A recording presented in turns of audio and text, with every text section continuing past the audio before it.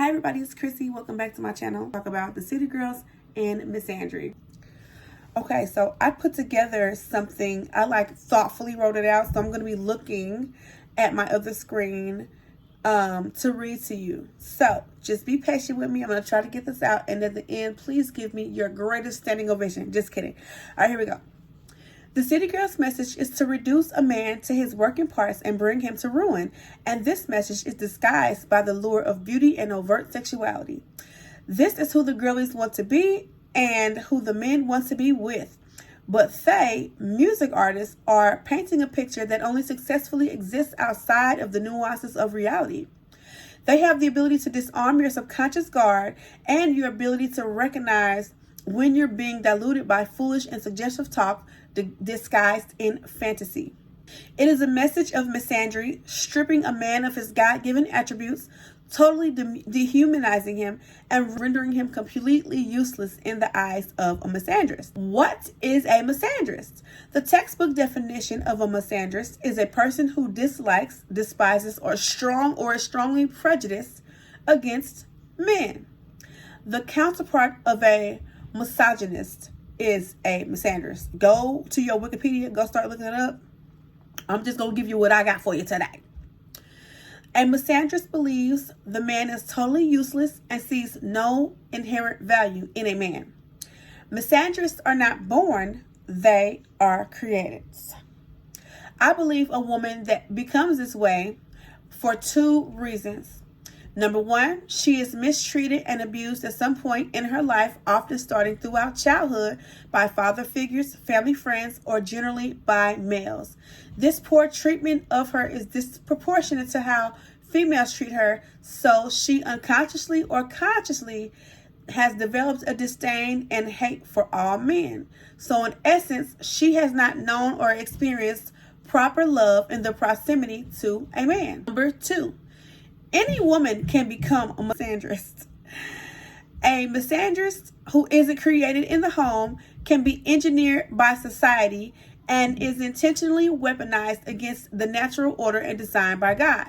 She, by definition, shouldn't and wouldn't have a husband. And since husbands are men and necessary in procreation, she may be child-free and against the concept of children or a family unit. Check out the ruling class and the influences they put over women who don't know what's going on. Beyonce, Ciara, Cardi B, Glorilla, Lil Kim, Young Miami, Blac Chyna, and the Kardashians, Taylor Swift. All these women are preaching, singing, a mesmerizing misandrist agenda to the subconscious of the listener. This is where the weaponizing begins. The message is we don't need or want a man, but if we have a man, we will engage in unprotected sex, and if we are impregnated, we will abort the child because that's what we want to do. It's freedom. Men are only useful to further their self-seeking agenda of gratification through an abundance of monetary gain or their ability to work or things he can give them. A man's opinion does not matter to a city girl or a misandrist. They're the same thing, okay, y'all? The placement of these prominent women of influence is strategic and magical, literally. They are simply in place to distract the listener from their God-given design and purpose and use. Their influence will cause a woman to self-sabotage, tear down her own house or relationship with her bare hands, and keep them single or incongruent with a man. It's putting women in the place of rebellion to men. Now, that's a loaded thing in itself, but I'm not going there today. This is also why I'm confused by these lady podcasters that issue decrees that mischaracterize and undermine all men as a whole, but they are married to a man, and most likely a good man, whatever they deem to be a good man.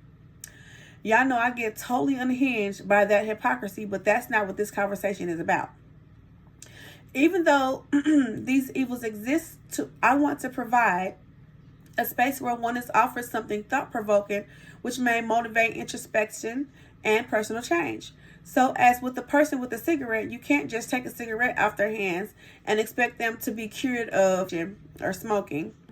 The person may have to develop a personal issue like less than stellar health or some personal loss and deduce that they are the root of their own problems.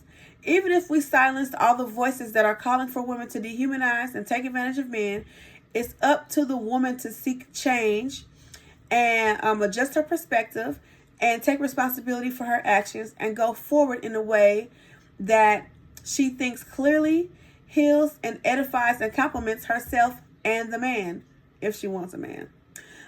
She has to look for tools that will help her disregard the city girl misandrist mindset and desire to mature and evolve into something closer to her actual nature that brings out the feminine, nurturing, and incredibly influential human being that she was designed to be.